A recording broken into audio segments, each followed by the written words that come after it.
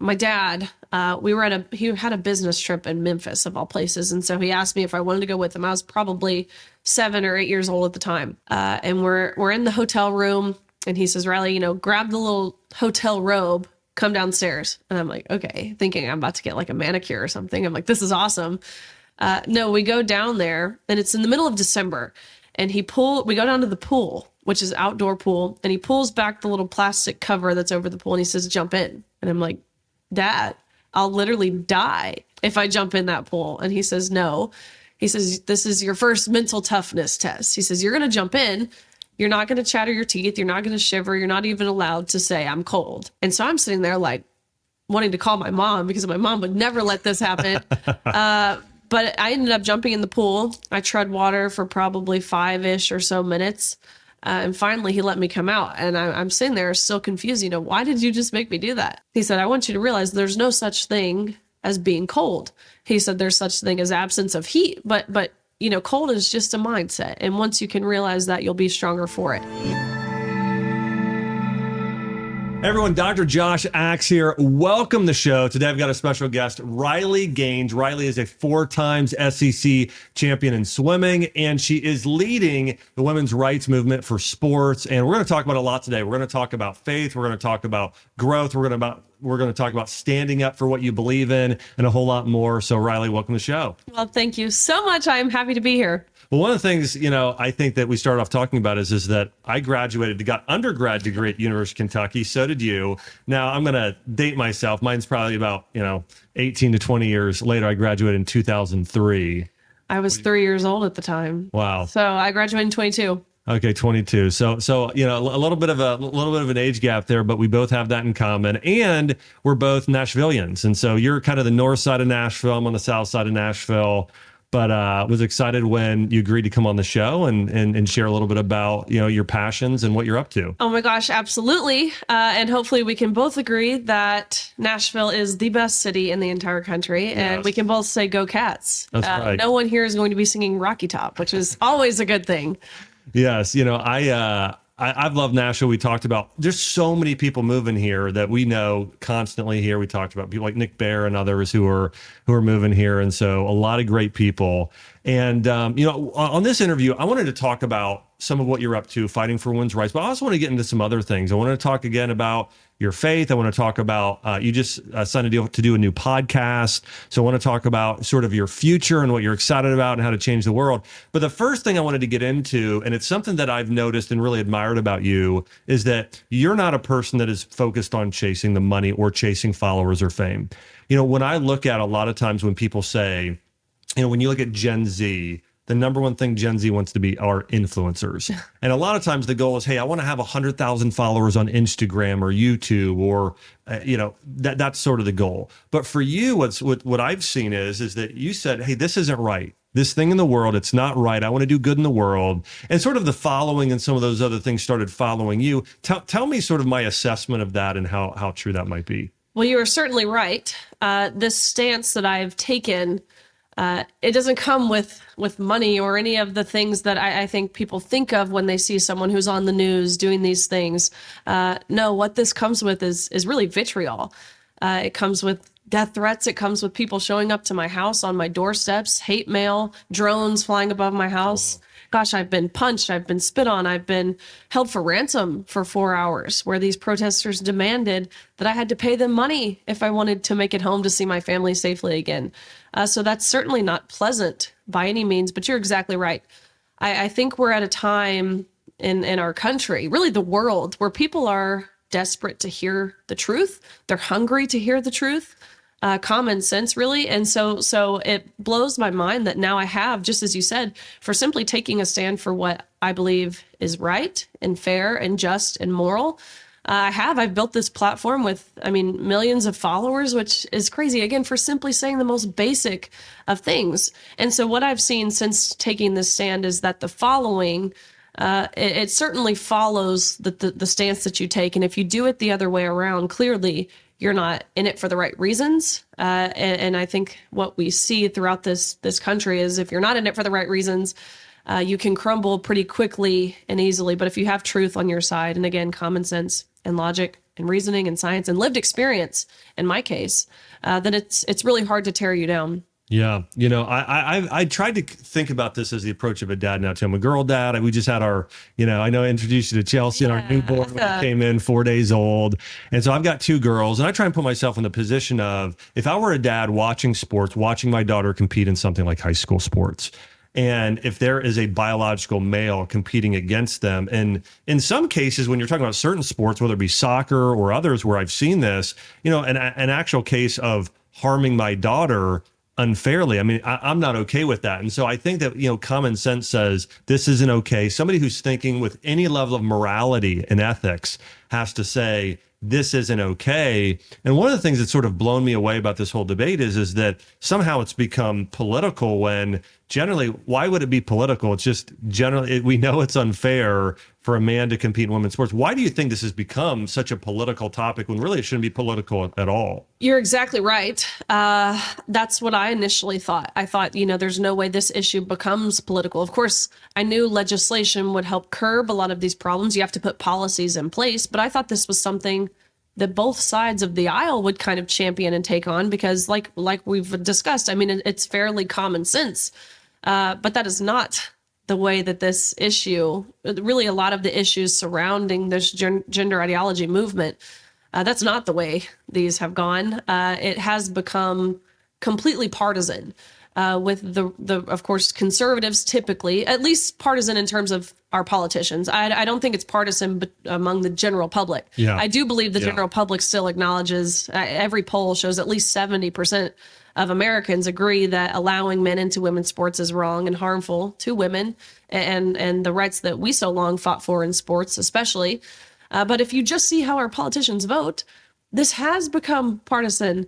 At the federal level in the U.S. House, the Protection of Women and Girls in Sports Act was introduced, which would just uphold Title IX. And for those who don't know what Title IX is, it's a federal civil rights law that prevents discrimination on the basis of sex, which ultimately gave women the opportunity to compete.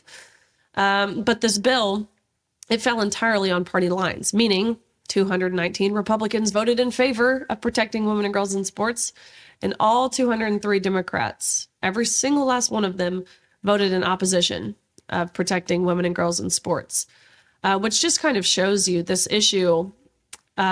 It's become kind of like this political pawn. It's a big chess game to our government, to the people leading this country, which is a pretty scary thought if you think about it. And that's what, again, it's a lot of identity politics, people playing into this, which is sad because ultimately it's us as women who have become collateral damage in the process. Yeah, one of the things I was trying to do as a clinician is, and I try to do this in my functional medicine practice, I try and do it today, and as I've studied psychology, is saying, I want to get to the root cause of the issue. Okay, so, if I have somebody come in with high cholesterol or diabetes, for instance, I know the issue is not that your blood sugar high. The issue is that you're eating too much sugar or grains that break down into sugar. And so there's a nutritional deficiency, but there's a root cause of this. When you think about the issues today of somebody believing that this is okay versus not okay, well, what is sort of your diagnosis of the problem? If this is the actual real deep heart of the matter.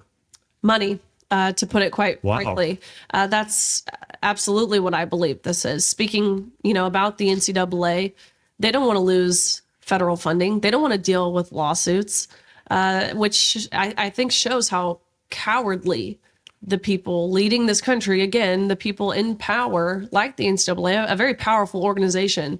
It shows you how cowardly and really morally bankrupt these people are. Based off conversations I've had with people within the NCAA, probably. So for context here, there was a big conference where the NCAA was announcing their NCAA Woman of the Year, to which I was nominated for, which is, this award is the most prestigious honor for collegiate female athletes. But NCAA Woman of the Year was not exclusive to just women, because Leah Thomas, who again is formerly Will Thomas, who swam 3 years on the men's team at University of Pennsylvania before deciding to switch to the women's team, where ultimately he ended up winning a national title. He was also nominated for NCAA Woman of the Year. So I went to this conference and I was in this room with all of the athletic directors in the nation from Division I, Division II, Division III.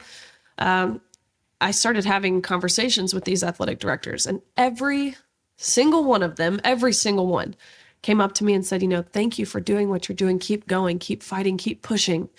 Even the president of the NCAA, who's now actually stepped down, there's a new president, but former president Mark Emmert, who released a public statement saying he unequivocally stands in his decision to allow Thomas to swim with the women because he claims it was based in evolving science. That's what he says publicly, but privately, he tells me to keep going, keep fighting, keep pushing, as if he's not the one I'm fighting against. So I believe a lot of this is it comes down to money. Even if you look at, for example, a commonly known example is what happened with Bud Light. Of course, they had this advertisement commercial that I don't believe aligned with what I would have thought would have been their target audience. They lost $27 billion, and their next commercial was a big burly man on a motorcycle with the camo can. Oh, and then just last night, I'm watching Monday Night Football. My family, big Vikings fans, and I see Peyton Manning and Emmitt Smith now as sort of their rebrand. Yeah, so they have to rebrand, and it's because they lost a lot of money. So I believe money is driving a lot of this movement in corporate America, in the media, within our government, of course, within academia. So there's a lot of places where I think money is playing a pretty big role. I mean, it's so sad. And I think that just says something about just society in general moving into sort of the more materialistic, and I think, obviously I know you and I both, read the Bible. I think we both, share the faith in looking at, the love of money is the root of all evil. And so it's a very good diagnosis on your part of the root of this evil is money. And so, I think if people really decide to stand back and not be political and say, where's this coming from? They'll see that. And I think they'll see that with a lot of things, whether it be some of the pharmaceutical companies and targeting children. And there are a lot of organizations out there that have that similar thing. And that's really sad. As we talked about politics, I'm curious about who are some of those people in politics. It could be the president, former presidents. It could be candidates or other people that have really fought for women's rights. So it's interesting because, of course, now we've seen, as discussed, we've seen this really feminist movement flip on its head, because the same people who claim to champion women and who claim to really pride themselves on fighting for women's rights, which historically is the left, especially the Biden administration, what they're doing now is the exact opposite of that. And we're seeing Republicans, of course, seize the opportunity to stand with women. Republicans are historically painted as woman haters, right? Based on different abortion things and other things, protecting the sanctity of life that deems them as woman haters. And so now, of course, we've seen this flip. But in the sports world, where I think it's actually more interesting, you have people like Megan Rapinoe, who, again, really has a phenomenal athlete, has done a lot for women in this space, especially within women's soccer, fighting for equal pay, equal access, equal resources, all the different things, to which she succeeded in a lot of those realms. Now, Rapinoe is actively, of course, when she's retired, of course, after she's retired, now she's actively fighting for male inclusion in women's sports and women's spaces. Same thing with Billie Jean King, who was a phenomenal athlete, and really who we have to accredit Title IX to. Same thing, actively fighting for male inclusion. Neither one of those athletes would have had the opportunities and success that they had there not been women's sports. I mean, we have to ask ourselves, why do we even have women's sports to begin with? Yeah. If we're going to sit here and say men and women aren't different and men should be able to take away our opportunities. Well, one of the things that, and listen, I can do this to my own field more than others, but I know how long some of these hormonal changes take. And first off, they will never, you can never take a biological man and give them enough hormones to make them fully female in terms of decreasing their testosterone, their bone density, their muscle mass, those things that have been established for many, many years. And so I'm incredibly disappointed in many of the physicians who basically are bought out financially, as you said, follow the money, and who are saying things like, well, this is, a approving this or saying there's really no difference because it's absolutely ridiculous. If you go and test biological male versus a biological female, again, someone like you mentioned, Leah Will Thomas, a very similar thing. It's unfair in sports. And I would like to see someone like Megan Rapinoe go and play in the male soccer league and see how she does. They've done this, and the U.S. women's national soccer team lost to like a 15 and under boys high school soccer team, 12-0 or something crazy. So that right there, and Venus and Serena Williams, who of course are phenoms. Yeah, for amazing. I mean, women's tennis, of course, but as female athletes, I mean, they're phenomenal, incredible, and of course the things they've achieved are bar none. But in a match against, I think he was the 203rd ranked male tennis player nationally. They got beat in a blowout. Not to mention this male played 18 holes of golf before, was drinking and smoking in between sets, and they lost 6-1 in a matter of minutes. And that's not because, of course, it's not because Venus and Serena are the greatest female, but we're different of all time. Yeah. Yeah. One of the reasons why I was so excited to do this podcast, it was part of it had to do with, as I mentioned before, I just admire what you've done in taking a stand, but also part of the show here that I always try and focus on is not just having an impact, but having an impact for the good. Yeah. And I don't think there's enough awareness around this. I think today everybody wants to be famous, again, in this world of social media or a lot of people today thinking, I want to have an impact. But the big thing, again, I try and encourage people to really focus on is I kind of think about it like this graph of you have your ability to impact, which is tied to your skills, your gifts, your talents God's given you. And you have good, which is tied to your good character, like love and compassion and justice. And then we've got over here sort of evil. And my point there is that, we want to do two things. We want to grow in character and we want to do the greatest with the gifts God has given us. And I think if we're doing things the right way, it needs to be tied to first and foremost the good rather than the total amount of impact. And today, again, it seems to me like on social media in particular, people are posting because I want to get views, not I want to impact people positively. What do you think, or why do you think that you've been wired, from what I perceive, wired differently? So many people, I could say, your age, but my age as well, just people in general, when they're posting, they're saying, I just want to get followers versus saying, no, I want to impact the world for good. So why are you wired that way versus so many other people are not? A couple things, actually 3 main things I can really think of that I believe sets me apart from a lot of my peers, my teammates. One of which is simply playing sports my whole life. Having that discipline and that structure, really forcing you to develop as a leader, develop in your confidence, your security. I believe I attribute a lot of my confidence and leadership skills to playing sports. Secondly, having a strong family foundation has been such a blessing in my life. And as I get older, I realize it more and more. Having 2 parents that love each other very much, having many siblings, we're all very close, having 4 grandparents, of course, grandfather, grandmother on both sides, my mom and my dad's, they're very much together and very much love each other. And being surrounded by that in a world where doesn't seem to be the norm anymore has been such a blessing in my life. And I realize that now. And of course, third is growing up strong in my faith. I'm very fortunate again to have a family who took me to church Sunday morning, Sunday night, Wednesday night, even when I didn't want to go, being 10 years old and probably the youngest one in the congregation, bar my siblings by 70 years, was certainly not pleasant at the time. But now looking back, I realize how lucky I am.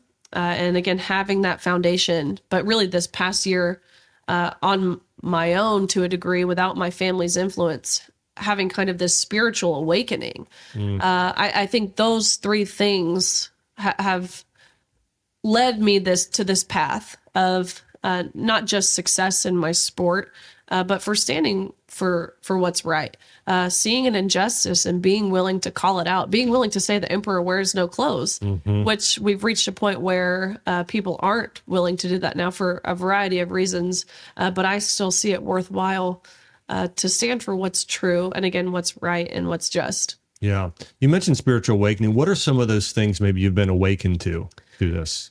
So I feel like I've just seen very clearly how God works. I pray every night for strength. I pray for wisdom. I pray for direction and protection.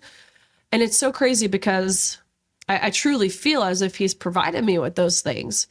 That being said, just as clear as I can really see God moving and feel him, I feel like I can just as clearly see how his opposition works and how he moves, because we know Satan moves through deceit, and we know he moves through manipulation, and we know he moves through affirming lies, affirming delusions. And that's so much of what we see going on in this world right now. Again, broader than, of course, just the women's sports issue. We see so much of that. And once you can recognize it, I believe it's, as a Christian myself, I believe it's undeniable that that's what we're going through. And again, reading the scripture, reading the word, Paul warns us several times throughout Acts and Romans and different places throughout the Bible that we will reach a point where bitter is seen as sweet and dark is seen as light and evil is seen as moral. And again, I just don't understand how you could see what's happening around us. I mean, really see, not just look at what's being posted on social media or believing kind of mainstream media. If you can think independently, look at what's going on around you, read those words and disagree. Because I believe, again, like I said, it's just undeniable that that's what we're going through. Yeah, one of the things I think that I've recognized over the years as well is that there's a lack of sort of moral, ethical, and biblical literacy in the world right now compared to the past. When growing up, I was fortunate enough to have a parent who really sacrificed and paid for me to go to a Christian school when I was younger. And I went to a public high school. But my mom really wanted me to understand a lot of the biblical events and the morals taught there. And then my parents also put me in Sunday school, which I don't even know if churches hardly ever have Sunday school anymore. And then Wednesday night service. So I was always going and being influenced in that way. And today, as I've looked at Pew research and Gallup polls and things like that, the biblical literacy has really declined in terms of what we're learning morally. So kids today are learning about things like certain, gender studies in schools versus learning about the Bible, like what's going to actually lead to a more flourishing moral society. And so one of the things I've noticed is I've had conversations with certain people that are younger I'm using, the reason I say younger is that I do think that it statistically things have decreased over time, but I've started to realize that they're just sometimes people aren't even aware of the biblical events and stories and morality, and they're not even aware of what the 10 commandments are. Like, you shouldn't envy, like that's not even, or steal. And so, I'm curious, you had mentioned for yourself, education was what was such an important thing. What were some of those things maybe that your parents taught you growing up, your grandparents or pastor, that you feel like really have stuck with you today that have allowed you to be such a fighter and influencer? Gosh. Oh my gosh. Well, I'm very, genetically blessed too, shall we say, because I have two parents who played at the highest level. Yeah. My dad played football. My mom played softball. And your dad was professional football player, right? He was. Who did he play for? He played for the Eagles. Wow. All my uncles played. So, my oldest uncle played 10 plus years with the Seahawks. My other uncle played with the Rams and the Chargers. Wow. My other uncle So I come from a family of sports. And of course, my parents never pushed me to play sports, but it was in my blood. I love playing sports. I love competing. I love winning, really. I think I hate losing more than I love winning, actually, now that I think about it. You're probably an Enneagram 3 or 2. Yeah, right, exactly. Okay, so, but one of the things two things I can think of off the top of my head that my parents, specifically my dad, said throughout my whole life. He would always tell me, anytime I went to him to complain about something, whether it be I was sore, or whether it be something going on in school, whatever it was, anytime I just wanted to vent, which typically you feel like as a daughter, you can go to your dad and do. No, not with my dad. He always told me two things when I would do this. First, he would say, put up or shut up. You can complain all you want, but unless you're willing to do something about it, then it's merely just complaining. And Riley, no one likes to be around someone who's complaining. And then after that, he would tell me, just keep chopping wood, just put your head down, just keep going, just keep chopping wood. And that rings even now, of course, as I've kind of transitioned out of competitive sports, at least. I still am still very much into fitness and activity and different things. But as I've transitioned out of competitive sports, both of those things he would say, again, put up or shut up and keep chopping wood, I found to be so relevant and necessary to hear in my life now. And just tons of things like that. I think back to actually the first time, I'll kind of lay out the story here.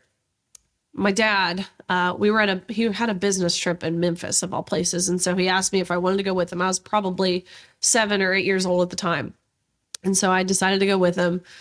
And we're in the hotel room and he says, Riley, grab the little hotel robe, come downstairs. And I'm like, okay, thinking I'm about to get like a manicure or something. I'm like, this is awesome. No, we go down there and it's in the middle of December and we go down to the pool, which is outdoor pool. And he pulls back the little plastic cover that's over the pool and he says, jump in. And I'm like, Dad, I'll literally die if I jump in that pool. And he says, no. He says, this is your first mental toughness test. He says, you're going to jump in. You're not going to chatter your teeth. You're not going to shiver. You're not even allowed to say, I'm cold. And so I'm sitting there like wanting to call my mom because my mom would never let this happen. But I ended up jumping in the pool. I tread water for probably 5-ish or so minutes. And finally he let me come out. And I'm sitting there still confused. Why did you just make me do that? He said, I want you to realize there's no such thing as being cold. He said, there's such thing as absence of heat, but cold is just a mindset. And once you can realize that, you'll be stronger for it. And I have tons of stories just like that of my dad really instilling in me, both my parents. But again, my dad was the one who did the kind of torturous child abuse type things that my mom would never let happen. This is what dads are for. They, Totally. to toughen you up and bring on that sort of, sharpening in that way. I love it. Totally. But I have tons of stories just like that. And I think that really, again, I attribute so much of my willingness to stand firm and unapologetically to my parents and the structure of family. You know what? I think that there's something going on. Well, you and I both know there's something going on in society today where there's this idea that somehow the traditional family isn't good. My experience has been anyone who gets to experience having a mom and a dad in that traditional way is an incredible blessing, and it gives you something that by God's design. Of course. What are your thoughts on some people who might think that that isn't the reality? Let me ask you this way: what would you be missing if you didn't have the mom you had in life, or you didn't have the dad you had in life? Gosh, I think to be able to firsthand see what a gentle and passionate and really what that love looks like. And I was so blessed to be able to see that. And again, I didn't realize that when I was younger, because a lot of the times it's subconscious. You don't really notice it. But once, I guess, kind of to my dad's point, you notice the absence of it. Mm-hmm. And once I got to college and having a lot of friends, of course, from all over the country, all kinds of different political views from all kinds of different families, and understanding what they saw in their house every day, and how that differed from me and my life. Mm-hmm. Oh my gosh, I was so grateful for it. And just as you said, it's perfect by God's design. This is exactly what God envisioned when he created man and woman. And I'm very lucky to have that. And of course, there's a direct correlation now with, I think, the rate of divorce, different factors going on that are separating marriages. Yeah. And we see this correlation as to, it spans across, but crime, homelessness, how that's affecting younger people. Mm. And now, of course, how that's broader picture, how that's affecting our society. How does your dad feel about all the things that have gone on? So, like, for instance, because I know how I would be as a dad, I'm curious, your dad, how he's felt as he saw a biological male competing against you in sports and everything that's going on. How does he feel about all this? So it's funny because specifically, if I take you back to that national championships where we were forced to compete against this male, we also had to share a locker room with this male, which, to paint the picture here, which I'll keep it G, but this is a 6'4", fully intact male who's exposing male parts inches away from where we were undressing. And so we weren't forewarned that this would be the arrangement that was had until we were actually in that locker room. And so I remember, of course, it's feelings of utter violation. It's feelings of betrayal. It's feelings of, I mean, it's truly, it's a traumatic experience. Yeah. And not even necessarily because of what we were forced to see or how we were forcibly exploited, but it was traumatic for me to know just how easy it was for those people who created these policies to totally dismiss our rights to privacy. But anyways, after being in that locker room, and again, seeing this, all my teammates and I, we were appalled by this, I think to say the least. I immediately left the locker room and called my dad and told him, like, Dad, there's a man in our locker room and we don't know what to do. We didn't know who to go to or what to say, or we didn't know what to do. And so my dad told me, he said, Riley, I'm coming down there and I'm going to handle this myself. To which I had to say, like, Dad, like, you'll actually go to jail. I know you and you'll actually go to jail. Yeah. Please don't do that. We can, I'll handle this and how, whatever way I can. But we need more strong men, I think, kind of like my dad, not to fulfill and send, to put himself in jail, but we need more strong men willing to defend their daughters. And my dad is certainly one of those. He's incredibly proud of me, the stance that I've taken, again, the things that I've accomplished, who I am as a person, which again is a large part due to both my parents. Yeah, that's so great. I can imagine. I'm thinking about our 3.5-year-old Chelsea and I are definitely, I think, envision and hope for it. And I can say this, again, as a dad, of knowing, like, when I look at my daughter, the thing that I want most is that she's a virtuous human being, right? She's compassionate, but she has courage, all of those things. And so I think being able to, and I also can imagine being in his position and wanting to just, wanting to defend my daughter. And so that's, I think an incredibly tough position, but I think obviously you've done such an amazing job of taking sort of that Christ-like approach of saying, I'm going to do this using your word as a sword, in that way, and fighting with your voice. And I love that. I think it's so amazing. I want to talk for a minute about, leadership. And so I know that you've been part of doing some leadership talks, part of the Leadership Institute. I'm curious, is how has this helped you grow as a leader going through this whole process? Gosh, tremendously, really tremendously. I think back to myself at the beginning of, let's say, a year and a half ago, when a lot of this issue of allowing men into women's sports became real for me, and I decided to take a stand. The first time I knew I had to do something, I really felt guilty. I felt compelled. I felt responsible for kind of standing idly by for a few months after we heard about this, it was happening. I felt so guilty for doing nothing. And so once I decided that I was done waiting for someone else, because truthfully I thought someone else would do something. I thought surely a coach or a parent or official or someone with political power or some other swimmer, I was hoping someone would do something. And then it slapped me across the face. How can you, Riley, expect someone to save you if you're not even willing to save yourself? This you can do something. And so I look back, the first thing I really did to take a stand was testify. In Kentucky legislature, they had introduced their Fairness in Women's Sports bill, which would of course mean you just compete in the category that aligns with your sex, the sex you were born with. And so I go to Kentucky and I testify. And I went back the other day and looked at my first testimony, my first speech I ever did. And oh my gosh, I was so apologetic. I was basically apologizing for feeling the way that I felt.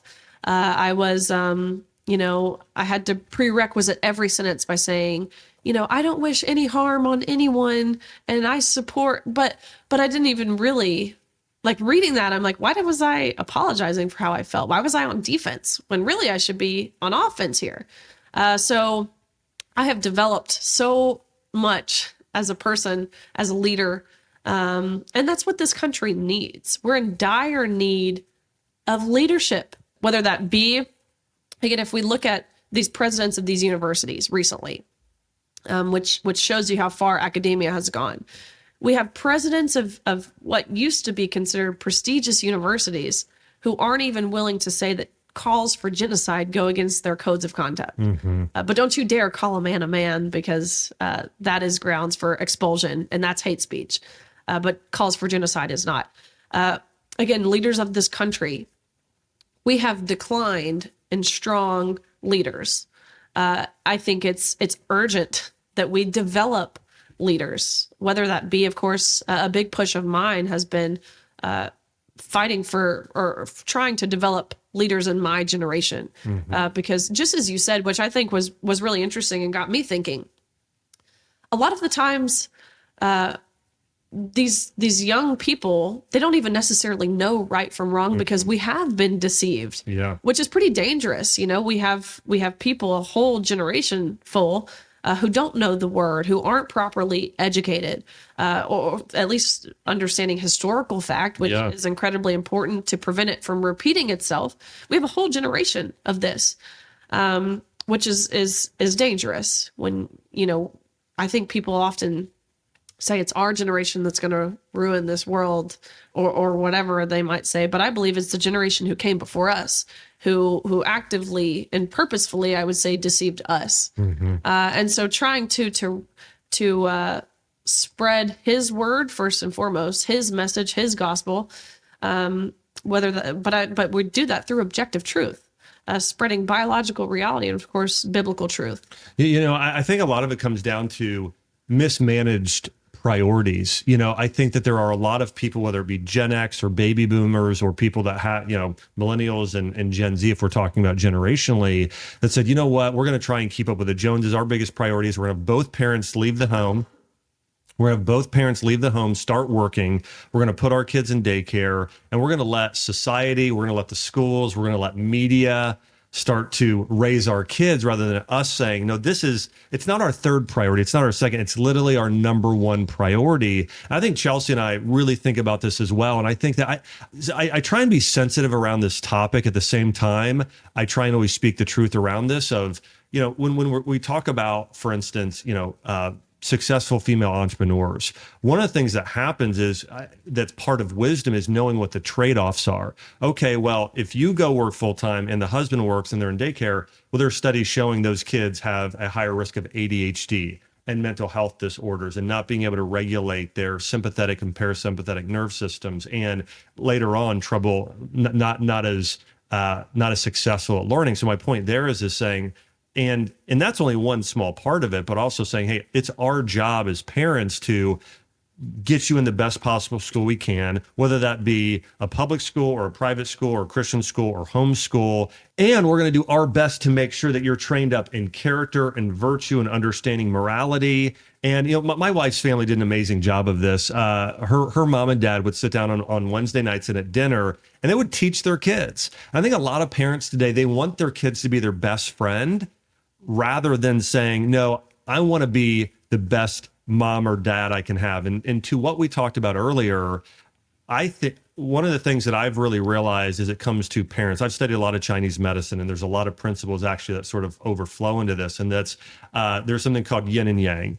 And basically the yin is the feminine, the yang is the masculine. And what happens is in parenting, you want to have somebody that is nourishing. That's the mother. I'm nourishing, I'm loving, I'm compassionate, that side. And then you also want the father who is discipline and justice and challenging you. That's the father's job. Like, yeah, hey, little Riley, hey, I'm going to have you in 40-degree water in December for 5 minutes because we have to do that. But it's this beautiful blend of the masculine and feminine, of nourishing and challenging. And when those things can happen together, it creates the most compassionate, loving, but just and strong human being possible. So all that being said, one of the big issues I do see definitely is parents saying, we're going to give the government, we're going to give educational systems, we're going to give the media that responsibility, and we're going to go out and try and make money. And I don't think that the intent was not necessarily evil. I think the intent was, we want to provide for our kids. We want them to have a bigger house or even a second home or to pay to go to this thing.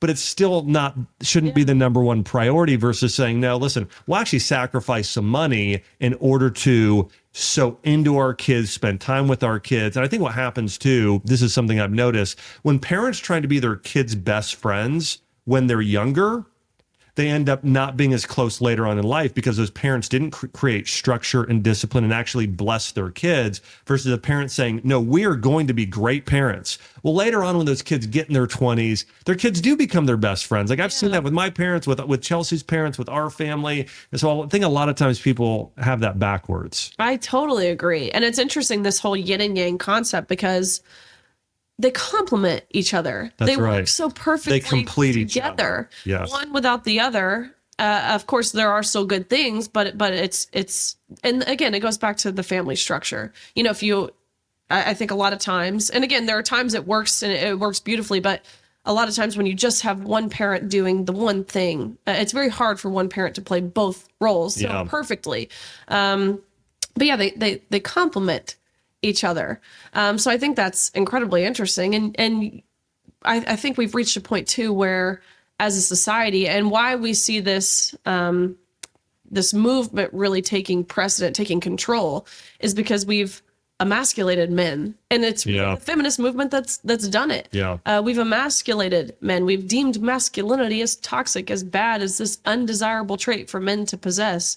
But as said, we need strong men. But you couldn't be more correct in terms of how our priorities are not in check as families, which all of this stems from the home, and transcends beyond that. And that's why our education system has gone the way that it's gone, and our government. I mean, it's almost as if we've allowed this to take over the public square in quite literally every realm. Which is not good for society, for families, for Christians, really. Yeah. You know, I was reading this article. It was an article by a Yale University professor. Now, typically, if I would read an article by a Yale University professor, I would think it would be likely just completely ridiculous and inaccurate when it comes to psychology and morals. But one of the things he pointed out is that you can have, if empathy is not balanced with other things, it can actually do great evil in the world. Of course. And it talked a lot about compassion is actually very different than empathy. And I thought it was good because I think we have a lot of our leaders today, we've been trained in this more feminine virtue of empathy of, hey, I'm going to feel what you feel. And they've decided to, in the case of somebody like a male wanting to compete in women's sports, thinking, oh, this person is, they have this thing that they can't change, sort of this, mental issue they can't change. And if we don't let them just do whatever they want in this entire world, then we're being somehow mean to them. But I think the thing that a lot of people miss here is that the most compassionate thing would be to do what's best for God's design. Hey, listen, you were designed like this. And hey, actually doing your fourth year as a swimmer, and even though you're not at the top, you'll learn a lesson of sportsmanship. You'll learn a lesson of, there's a lot of other lessons to learn. And I see this as well. I think a lot of people don't understand, to have great character, you have to not only have love, but you have to have truth. Right? Or you have to have compassion, but you also have to have justice. And so without that, you actually it becomes a vice. It actually becomes that thing to destroy you. So I see this a lot of times today as people all talk about empathy, but also I think it works both ways. Like, there's empathy for someone in your situation, and also being, committed to the truth. So if you think about it, it's what Jesus did so well, is a balance between grace and truth. Because I mean, he washed the feet of prostitutes, but at the end he said, go and sin no more. That's right. And I think if you're all grace, no truth, just as you said, then you're, I believe, merely incompetent. And if you're all truth and no grace, then you're self-righteous. So it does have to be a balance between those things, and that's what's lacking.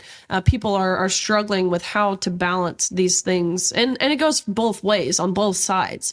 We have people who are all truth, who are lacking the compassionate, the grace, peace, and then we have, of course, what we see, I think, more prevalently is all grace and no truth, and they're putting feelings over fact, which has led us to, again, where we are. But I couldn't agree more. And it's something we should all challenge ourselves to do, including myself. I find myself sometimes not doing the best job of giving grace. whether that be within my personal relationships, my husband, my family. It's hard sometimes to put yourself in another person's shoes, but everyone should be challenged to develop. It's a skill, I would say. It's certainly a skill set to be able to maintain those two things, but everyone should certainly try. Yeah, I love that. Who are some of the people, as you've been going through this, who are some of the people that you admire the most, and why is that? Gosh, if I think about this space, what I've realized is courage is such a rare trait. I wouldn't have thought that previously, especially, again, when it's something so common sense. I would have figured a lot of people would take a stand for what's right. But that was a naive thought. And so I truly admire courage now. And when I see someone being courageous, I believe it's incredibly admirable and inspiring.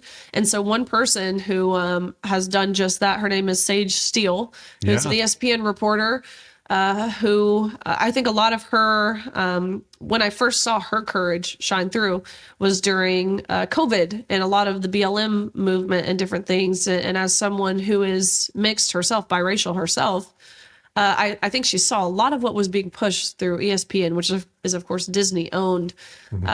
And she was like, hold on, I don't think I really agree with that. Same thing with the vaccination thing. And of course, then most recently with this issue, ESPN was pushing of how stunning and brave it is for men to compete in women's sports.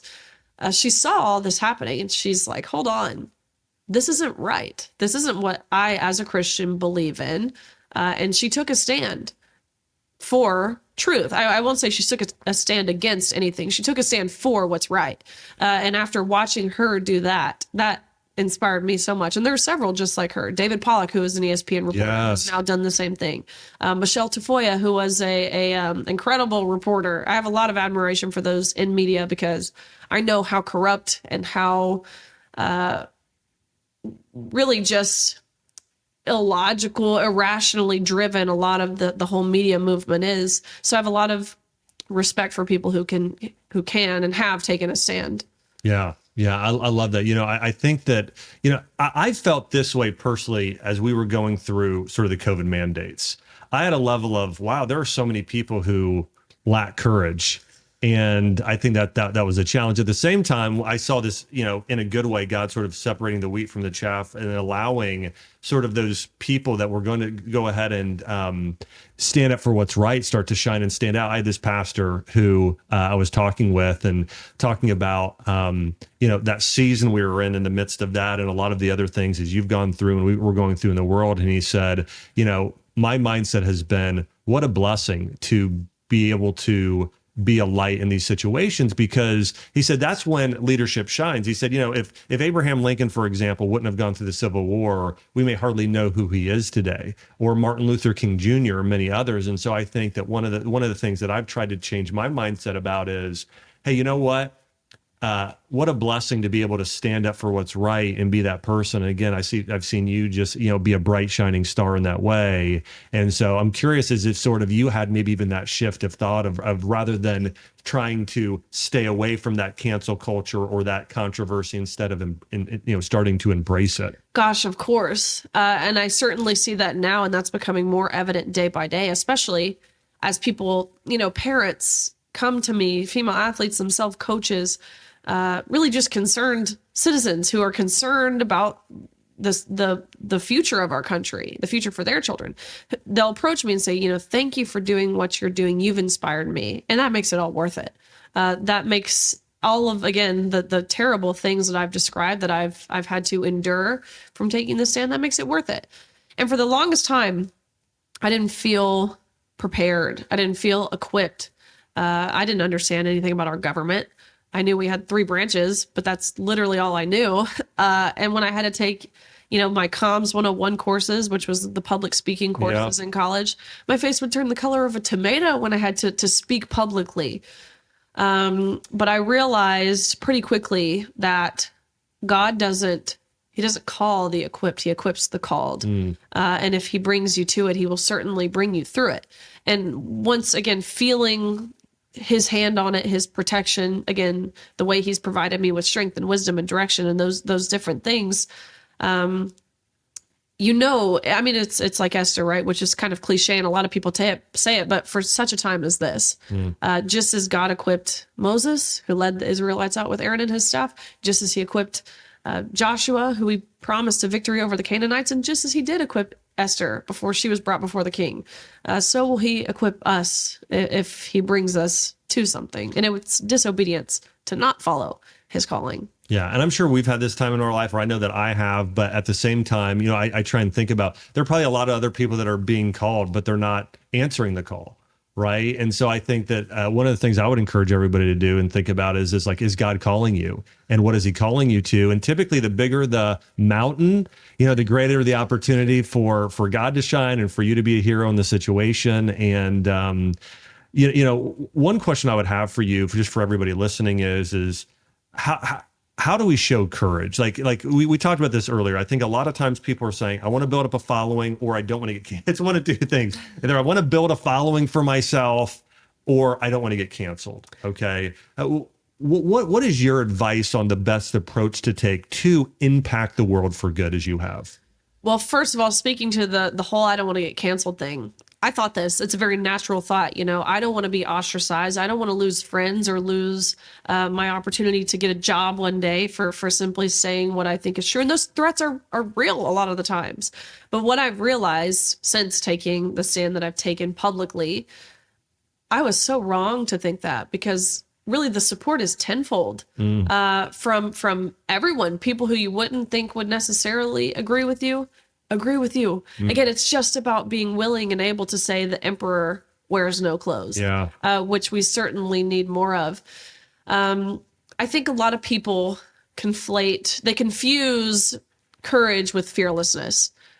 Of course, fearlessness is lacking fear. You're not scared. But courage is having that fear, but still willing to do what is right. And that's what this is about. Like I said, I'm not going to lie. It's not all sunshine and rainbows. There are a lot of scary things. It's a lot of name calling, which is what we do in second grade, first of all. There's a lot of name calling. There's, like I said, I've been physically attacked, all kinds of crazy things. But what's scarier to me than those things is not standing firm in the truth. Because you look at any society that starts to deny truth, again, the most basic of truths at that, man and woman, the essence of humanity. You look at societies that have that do this: China, Cuba, Russia, Germany, Venezuela, North Korea, and look at what that society and culture looks like, because it's not pretty, and that is scarier to me than any name someone could call me. And not standing, of course, for biblical truth. Because we know the outcome there, and why and how I'm able to do this with a smile on my face and very lighthearted is because we already know who wins, because the Bible tells us who wins. And that's the best and most reassuring. That's what keeps me grounded. There's a C.S. Lewis quote that I love here, and it's, those who did the most in this life thought most about the next life. And it's that sort of eternal mindset of like, you're doing your greatest good, knowing you might be persecuted here, but knowing that there are eternal rewards. And we're called to please God. We're called to make earth a heavenly place. And so you're driving towards doing all those things. And it's so good. It's such a good message. And I appreciate so much what you're doing. A couple more questions for you. What is maybe as you've gone through this or earlier in your life, maybe there's a piece of advice that sort of helped set you up and think differently or prepare you for this, but what is one of the best pieces of advice you've ever received? I'm trying to think here, because a lot of the advice I received, especially growing up, of course, it never pertained necessarily to these cultural issues that it could be anything, But what I'm seeing is it translates into that perfectly. And so a lot of the advice that I was given, I thought directly related to swimming or to my sport and how to make me better. And for example, my favorite Bible verse of all time is Romans 8:18. Romans 8 is my favorite chapter of the Bible, but Romans 8:18, which is, for our present sufferings aren't worth comparing to the glory that will be revealed in us. And I loved this verse when I was younger because I applied it to swimming. Our present sufferings, right? It was the practice. It was the work that you put in. It was the sacrifices you had to make. but it paled in comparison when you broke a record or won a championship or got a best time or whatever that was. But that verse, our present sufferings aren't worth comparing to the glory that will be revealed in us, is so much more applicable now than it ever was when I was swimming. And of course, the present sufferings are the things I've described or alluded to many times. Again, the petty personal attacks. It's the people commenting on your social media. But it pales in comparison when you know what you're fighting for, when you know who you're fighting for, really. And so that's certainly my favorite Bible verse. But I would say a lot of the advice I've received from my coaches growing up, it's translated perfectly into my life now. And again, it's given me the leadership and the reassurance to stand firm and unapologetically, unwavering. That's so good. Daily Wire had this question, or they did a documentary, and they asked the question, what is a woman? How would you answer that question? Easily. A woman is an adult human female. I've been a big part of my activism and advocacy now is we mentioned this issue shouldn't have become political. And so I'm garnering support from both the right and left and introducing new pieces of legislation, one of which got passed here in our home state of Tennessee this past year, which is called the Women's Bill of Rights, which I can't even believe it's necessary to legislate on what a woman is, but we've reached a point where it is. We have a sitting Supreme Court justice who can't even answer what a woman is because she claims she's not a biologist. Well, guess what? I'm not a veterinarian, but I know what a dog is. That's the stupidest thing I've ever heard. Anyways, so got this bill passed in 4 states, again, Tennessee, Oklahoma, Kansas, and Nebraska. Lots of work to be had there. And it defines what this bill is. It codifies and defines the word woman. So, for example, in Oklahoma statute, the word woman is used 584 times, meaning there's 584 times for unelected officials and bureaucrats to go through the back door and reinterpret this word to mean what they want it to mean, which is what we saw happen at that national championships, is they just redefined woman to mean anyone who wants to be a woman or says they are a woman. But that can happen in these 4 states now that this has been passed in, and it defines woman as adult human female, and then further goes on to define female as someone with the capabilities to produce ova or eggs. And of course it includes for all the different loopholes in there of, well, people will throw at you, well, what about intersex individuals or what about people who can't have babies? Are they not women? It accounts for all of that and all of the different amendments and things, resolutions in the bill. So, but yes, adult human female, long answer. Well, long answer, but also very, very short answer. Yeah, it's very, very, very, very easy to determine there. Last question for you. For somebody who wants to have a positive impact, what's your best advice for them? It's easy to get bogged down. It's easy to be discouraged. And again, I'm not going to say I'm perfect. And I do find myself on some days, it's a fleeting feeling. There are days where I am down. But I think my number one piece of advice is don't get discouraged. A lot of times we feel like we're fighting this uphill battle, especially if you look at certain states, people who live in California, as it pertains to a lot of these, I would call them common sense issues where these kind of left-leaning states have fallen on the wrong side of that. It feels like an uphill battle. But we need people to stay and we need people to fight. We need people to be firm, to be bold, be courageous. And again, I know it's not easy, but to make a positive impact, you have to be willing to have the conversations. You have to be willing to do what you believe is right under any circumstance, regardless of the backlash or opposition you could potentially face. You have to be willing to do what is right. And again, moral at that. Because that's what's lacking is people's moral compass. If we only had more people willing to do the moral thing, this country, really the world, would be a much better place. Yeah, I mean, having a moral compass, as you said, it's something that's missing today, and there's people that do have that moral compass. And this is something, parents need to start teaching their kids. Yes. It's something pastors need to start teaching the church congregations. You mentioned leadership earlier. I think there's this thing of missing and talking about what's relevant and what's moral and what's right in schools and churches and government in a lot of different areas. And so that's why I'm so grateful that you're here to help do that and help so many people.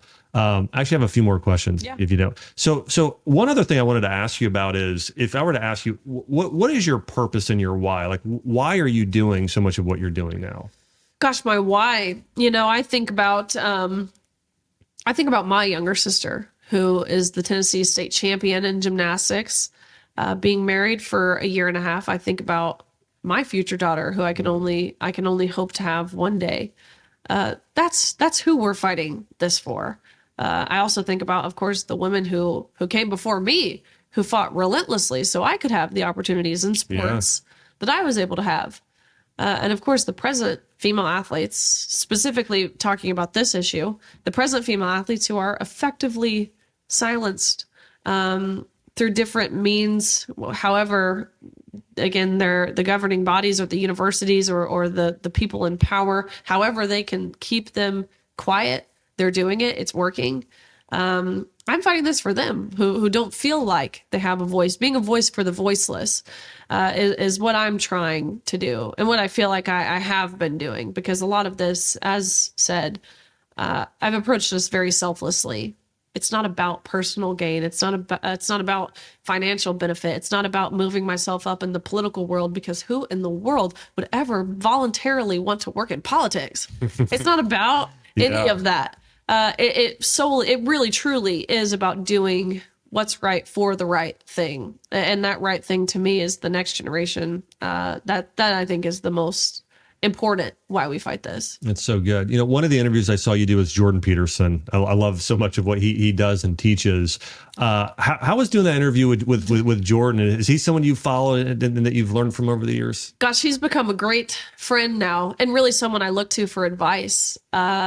It was funny because we did this interview. He was in Portugal, and so the time differences and things, of course, we were working around his schedule, and so that interview was like at 2 a.m. our time. Oh, wow. And so I was already nervous to be analyzed by Jordan Peterson. I'm like, oh my gosh, this is terrifying. But also at 2 a.m, I'm like, I'm not awake for this. I don't know. Like, I can't think. My brain's not firing. But truly, he's become someone who I really look to for advice. Just someone who is philosophically sound, who's someone who I believe weighs both sides, the pros and cons of things. And so he's been really phenomenal. And of course, he agrees on this issue. Like, look, this is crazy. This is wild. We even have to be talking about this. And so he's been a great ally and friend in this. That's so great. Well, what are some things you do to help yourself grow? Maybe podcasts you like to read, some favorite books. What are some things that you do? I definitely do a lot of reading. I find myself, and I've always been this way since elementary school. I really enjoy nonfiction books, historical books. Call me a nerd, but I really do, because I think there's value from learning from the past, whatever that might be. I mean, you could even read, let's say, for example, a World War II book right now, and you would find contrast, I would say, to the self-proclaimed greatest generation versus what we're seeing now. And if you read that and compare the differences, like if you think about the 1940s, we had men lying about their age, saying they were older than what they really were to enlist and fight for this country that they love so much. And now in 2023, of course, 80 years later, we have men who are lying about their sex so they can get into women's sports, not to dilute but it's just, you can see those contrasts when you read nonfiction books. And so I spend my time, I do a lot of that. Some different podcasts, people I really like Allie Beth Stuckey, who is a strong Christian. She's a strong woman. I really like her. I always listen to her stuff. Megyn Kelly, she's interesting because I don't know if she kind of veered for a minute on some issues, but now I was like, hold on, this is crazy. Yep. And so she's really great. So yeah, that's, I would say reading is a lot of what I do. That's so great. What are some of your habits, just regular rhythms you have? I know one of the things that, again, I heard Jordan Peterson say this when he was interviewing his podcast. For your age, you're incredibly mature, having an incredible impact. What are some of your personal growth habits?